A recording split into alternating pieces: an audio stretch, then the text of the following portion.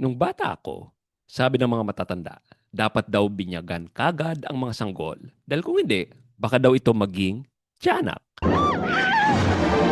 So yun ang paniniwala ko. Di kalaunan, may mga born again akong nakilala at sabi nila, mali daw ang pagbibinyag sa mga sanggol. Dahil sa binyag daw, dapat may profession of faith o pagsasabi na you are accepting Jesus Christ as your personal Lord and Savior in your heart. Obviously, hindi pa kaya ng sanggol na magsalita.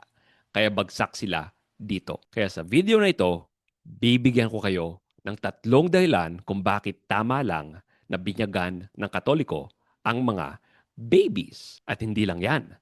Kung makarating ka sa reason number 3, baka sumang-ayon pa ang born again sa amin. Ang pagbibinyag ng sanggol ay hindi lang tama.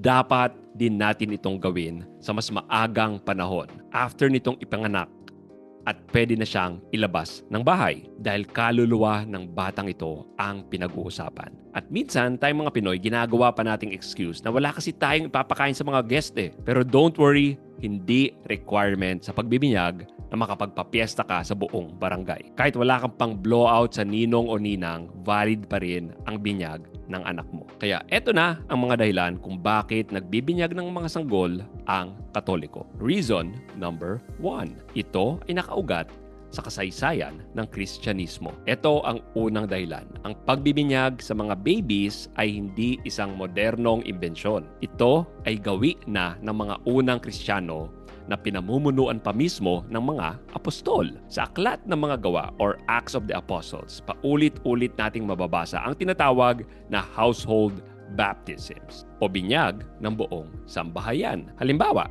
sa Acts chapter 16, verse 15, nung si Lydia ay naging Kristiyano, sabi dito, nang mabinyagan siya at ang kanyang sambahayan. Ganon din ang nangyari sa gwardiya ng kulungan. Sa verse 33 ng parehong kabanata, pagkatapos niyang manampalataya, agad siyang bininyagan kasama ang kanyang buong sambahayan. Maging si San Pablo sa 1 Corinthians 1:16, sabi niya, bininyagan ko rin ang sambahayan ni Stephanas. Ano ang ibig sabihin ng sambahayan or household nung panahong iyon? Hindi lang sila yung nanay at tatay.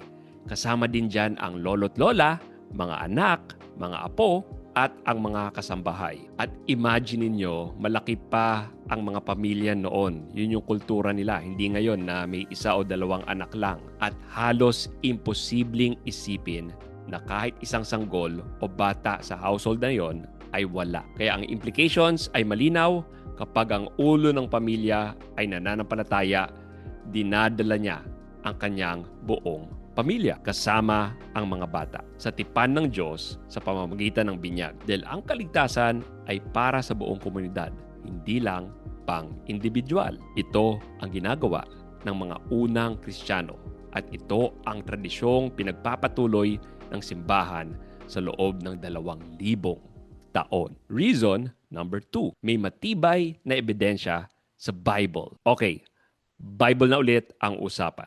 Ang pagbinyag ng sanggol ay hindi lang historical, may matibay din itong basehan sa banal na kasulatan. At nagsimula ito mismo sa turo ni Jesus tungkol sa kaligtasan. Sabi sa John chapter 3 verse 5, sabi ni Jesus kay Nicodemus, tandaan mo ang sinasabi kong ito, malibang ang isang tao ay pinanganak sa pamamagitan ng tubig at ng espiritu, hindi siya makakapasok sa kaharian ng Diyos. So hindi ito suggestion lang. Ito ay isang kondisyon. Ang pagpasok sa kaharian ng Diyos ay nangangailangan ng muling pagsilang sa tubig at espiritu.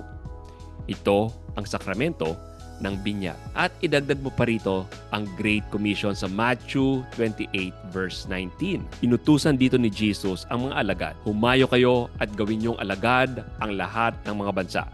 Binyagan niyo sila. So ang utos dito ay para sa lahat ng mga bansa. Walang sinabing maliban sa mga bata. Siyempre kasama sa lahat ng bansa ang bawat pamilya at ang bawat pamilya ay may mga bata. Pero baka sabihin nyo, pinipilosopo ko kayo. Tinuro din ni San Pablo sa Colossians chapter 2 verse 11 hanggang 12 na ang binyag ay katumbas ng tuli sa bagong tipan. Sa matandang tipan, ang mga sanggol na lalaki ay tinutuli 8 days after nila ipanganak bilang tanda ng kanilang pagiging bahagi sa tipan ng Diyos. Kung ang mga sanggol ay kasama na sa matandang tipan sa pamamagitan ng tuli, bakit natin sila hindi isasama sa mas perpektong bagong tipan sa pamamagitan ng binyag? Also, sabi ni Jesus sa Matthew 19 verse 14, hayaan nyo ang mga bata at huwag nyo silang pagbawalan na lumapit sa akin sapagkat ang mga katulad nila ang mapapabilang sa kaharian ng langit. Kung ang daan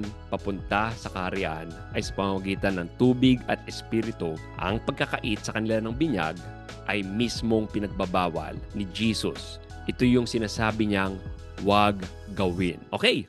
Bago tayo tumungo sa number 3, healing lang ako ng 2 bagay. Una, baka pwede namang ipagdasal nyo ang channel na ito. Libre lang naman ang video nito. Wala naman akong hiningi sa inyong pera.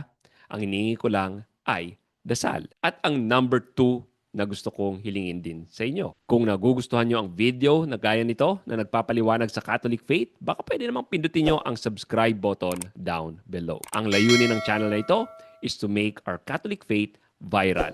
At magsisimula yon sa inyong pag-subscribe. Paki-like na rin ng video and hit that notification bell. Question: ano pang tanong tungkol sa pananampalataya ang interesado kayong malaman ang sagot?